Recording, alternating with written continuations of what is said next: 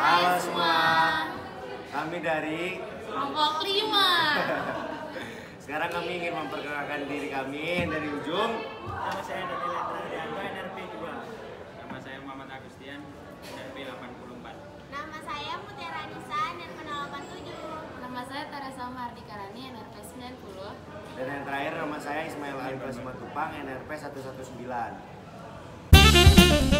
Ini sampahnya Bapak ngambil, ada yang memang buang ke sini, dikumpul di sini, atau ada armada yang ngambil sampah? Armada, ada. Jadi diambilnya sama mobil dinas, terus nanti dibawa ke sini? Ya, bukan dinas, ini swasta aja. Oh, ini swasta. Oh, swasta. Jadi nanti dari sini dibawa kemana Pak sampahnya? Benowo. Menurut Bapak kan udah lama dari sini. Menurut Bapak semakin tahun itu semakin banyak nggak sih Pak penumpukan Pasti. sampah? Volume pasti tahu. Volume itu semakin meningkat. Signifikan atau enggak Pak? Menurut Bapak apa bertahap pelan-pelan? Apa bertahap pelan-pelan? Tapi semakin tahun tuh pasti sampah di Surabaya pasti naik ya Pak? Pasti naik.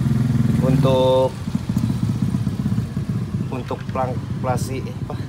klasifikasinya Pak, kayak sampah yang organik, sampah basah, sampah kering itu masyarakat udah sering naruh berbeda tempat nggak sih Pak? Apa disatuin semua sama masyarakat? Di sini nggak ada, Pak. Oh, di sini emang nggak ada ya Pak?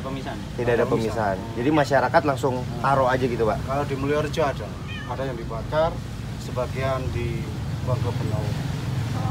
Jadi Bapak itu dapat sampah plastikan yang isinya itu gabung gitu Pak? Sampah plastik, Ya, sampah campur, Mas. campur ya? Masyarakat jadi belum memisahkan secara sendiri. Gini tuh Pak, sampah ini dikumpulin terus dijadikan apa sih Pak? Apa ditaruh lagi kemana? Apa dibakar atau dijadikan apa gitu Pak? Jadi kumpul dibuang Benowo. Oh, Penguraiannya di Benowo. penguraiannya di Benowo. Iya. Tapi di Benowo itu udah secara terpisah atau udah masih nyatu? Masih nyatu. Masih nyatu. Oh, Masih nyatu. di Benowo itu tempat pembuangan akhir ya Pak? Ya. Tempat pembuangan akhir Tempat Surabaya. pembuangan akhir Surabaya dan penguraiannya di sana. Wah. Di sana semua Mas. Iya. Dinas juga di Iya. Dinas. Penguraiannya di sana. Cuman ini pengambilannya beda ya, ini dari Iya. swasta, kalau yang Iya. mobil kuning dari Tapi akhirnya sama semua dari Iya. swasta, dari pemerintah. pemerintah. Iya, sama. Tujuannya sama-sama. Tapi menurut Bapak pemerintah atau swasta udah pernah ini belum sih Pak melakukan sosialisasi kayak masyarakat harus memisahkan? Udah pernah belum sih Pak? Bagian kelurahan ada. Oh, sebagian kelurahan sudah mulai disosialisasikan. Tapi belum menyeluruh. Oh. Pupuk di sini tuh berapa lama ya Mas? Sekitar 1 bulan. 1 bulan lagi baru jadi pupuk. Karena mungkin emang ini sampahnya bukan sampah organik ya. Iya. Sampah dapur. Masalah di dalam Gimana? Keputaran, pasar Keputaran. Oh itu. Itu dari sayur. Sayur dari pasar-pasar yang sudah nggak bisa dipakai itu. Oh, di sana bukannya lebih ke pohon gitu, tapi ke Ya, bekas khusus sayur. bekas dari pasar. Ada lagi di Jambangan itu dicampur antara daun sama kebutuhan. Itu dari pemerintah Surabayanya apa Iya, dari perorangan itu? Sama pemerintah Surabaya kan rumah kompos ini kan banyak. Oh, Setiap wilayah iya, barat, iya. selatan itu ada. Oh, setiap itu ada tempat kayak gini juga. Tapi berarti kalau misalnya yang di tempat kompos yang satu lagi itu yang dari sampah dapur itu emang dikumpulinnya tuh dari mana? Kalau sampah dapur Dari itu tempat biasanya dari kayak warga-warga itu kan ada sampah organik, organik itu kan nanti buangnya kan berarti itu yang organik itu buang. Tapi kalau yang keputra itu nanti hasil giniannya kan sudah dicacah. Habis itu dibawa ke Wonorejo itu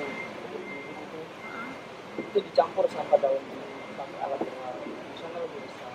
Mas boleh jelasin nggak proses gimana dari pohon kayak gini yang sudah ditebang sampai bisa jadi pupuk siap untuk Iya. Tolong dijelasin Mas. Ya jadinya dari pohon yang di jalan-jalan itu yang panjang itu kan ditebangin. Nah di situ tuh ada orang yang ngangkutin pakai truk itu. Truk itu nanti dibawa ke rumah kompos. Habis itu pas sampai rumah kompos itu ada yang bagian pemilah antara kayunya sama daunnya sama rantingnya itu. Jadi nanti kayunya itu dimanfaatkan untuk bakar-bakar aspal itu yang di jalan-jalan. Jadi nanti rantingnya itu diikat, dikumpulin, itu nanti dibuang, baru nanti daunnya itu dijadikan kompos. Jadi ini yang ambil kompos dari sini ya Pak? Iya, ini untuk ini yang mengambil namanya ini untuk taman ini. Oh, jadi Jadi tiap hari satu pitok gini ini ada 3 kali 4 kali. Ada. masyarakat yang lebih sering belanja ke pasar tradisional. Ya. Boleh perkenalan? Nama aku Nada dari ITS. Berarti tetap Mbak Nada itu merasa bahwa sampah yang dihasilkan oleh pasar itu mengganggu Mbak sehingga Mbak nggak sampai ke dalam-dalam. Iyalah. Itu sebenarnya tuh kalau di pinggir jalan itu sebenarnya udah ada gitu loh sampah-sampahnya, kayak dibuangnya tuh di depan kayak sampah kresek. Kan banyak kan mereka kalau beli kan dikasihnya langsung kresek tuh. Itu biasanya tuh ada sampah kresek di situ, terus kayak bekas-bekas potongan-potongan itu langsung dibuang situ. Ya sebenarnya agak keganggu ya, tapi kayak pinter-pinter nyari toko yang lebih bersih aja sih. Apakah dampak yang ditimbulkan dari permasalahan sampah yang belum dikelola secara baik dari Pasar Keputih saat Anda belanja? Kotor, kayak jelek gitu gak sih dilihatnya. Terus ya kurang sehat juga, soalnya kan banyak lalat-lalat. Lalatnya tuh gede-gede juga. Terus kayak banyak banget gitu. Terus kan juga karena lalatnya banyak, kita kesana juga kayak sering dihinggapin juga gitu loh. Jadi kayak kalau misalnya belanja emang kayak kurang nyaman, tapi ya gimana lagi, murah kan ya. Baunya juga lumayan kerasa kalau misalnya udah agak masuk gitu. Tapi kalau misalnya kayak masih di pinggir jalannya itu mungkin karena ruangannya lebih terbuka kali ya, itu jadinya baunya tuh nggak kerasa yang banget gitu. Tapi pengelolaan sampah di Keputih, di Pasar Keputih yang Mbak sering kunjungi itu sudah terkelola. Maksudnya sudah ada tempat pembuangannya di sana yang untuk Pasar Keputih saja dan sudah tidak ada sampah-sampah di jalanan. Masih banyak banget sampahnya itu kayaknya belum terkelola dengan baik. Kalau aku pernah waktu itu kayak masih siang, kayak jam berapa ya, jam 12 itu emang ada orang yang ngambilin kayak gerobak sampah gitu. Gerobak sampah, tapi ya gitu kayak ngambilnya tuh kayak cuma disapu sekadarnya gitu, itu dimasukin semua dan nggak ada kayak pemisahan antara sampah organik sama anorganiknya gitu. Terus juga kayak misalnya mereka ngangkut nih, terus ada kayak sampah yang kebuang ke jalan-jalan, itu nggak diambil lagi sama mereka. Jadi tetap sampah yang di jalan itu dibiarkan. Biarin ya, kayak misalnya pernah ngambil terus ada jatuh gitu. Kalau setauku itu emang dari pemerintah, karena itu kan nanti ujungnya itu kan dibawanya ke TPS dan orang-orang yang di TPS itu kan juga dibawahi sama pemerintah kan ya. Tapi ya mungkin dalam pelaksananya kayak masih belum optimal gitu loh. Mungkin karena orang-orangnya kurang disosialisasi mungkin kali dalam melakukan pekerjaannya itu. Jadi kayak kurang ngerti antara pemisahan sampah organik dan anorganik, terus cara membersihkan sampah yang baik dan benar. Oke, terima kasih Mbak Nada atas waktunya. Sama. Oke, mungkin kita langsung aja ke sesi pertanyaannya. Yang pertama, mengapa Anda lebih memilih berbelanja di supermarket daripada di pasar? Alasan utamanya supermarket itu lebih banyak jumlahnya, di mana-mana juga ada, lebih dekat dari tempat tinggal saya juga, dan juga karena kondisi supermarket dan pasar tradisionalnya perbandingannya cukup beda. Kalau misalnya secara harga nih, secara umum tuh biasanya pasar tradisional memasang harga yang lebih rendah kan ya daripada supermarket. Nah, apakah faktor utama Anda memilih swalayan atau supermarket ini untuk berbelanja? Padahal harganya tadi kan udah dipastikan jauh lebih mahal. Ya, kalau harga pasti mungkin pasti lebih mahal, tapi sebagai manusia pasti lebih memilih kualitas nomor satu. Jadi walaupun harganya agak lebih mahal tapi lebih terpercaya dan juga lebih enak lah kalau kita belanja di supermarket menurut saya. Nah, kalau misalnya dari skala 1 sampai 10, seberapa parah masalah tersebut bagi Anda?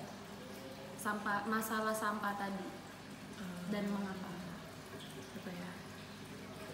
Mungkin udah 7 deh, 7 karena penting ya, maksudnya kayak itu tuh pasar tuh tempat jualan makanan-makanan kebutuhan pokok yang pasti bakal dibeli sama masyarakat, tiap hari bakal dibeli, tapi tempatnya kayak gitu loh, gimana mau kita percaya itu kualitas di situ bakal bagus kayak gitu. Menurut Anda, mengapa masalah sampah tersebut tuh bisa muncul? Pasti kepedulian juga paling penting ya, kepedulian dari penjualnya juga, kepedulian dari orang sekitar di pasar tersebut. Kalau mungkin di saat mereka lagi prepare untuk jualan pagi-pagi nggak memikirkan sekitar gitu, lagi ditata tapi nggak mikirin sampah-sampah di sekitarnya, jadinya harusnya yang tadinya bisa bersih tapi karena nggak dipeduliin jadinya kotor gitu.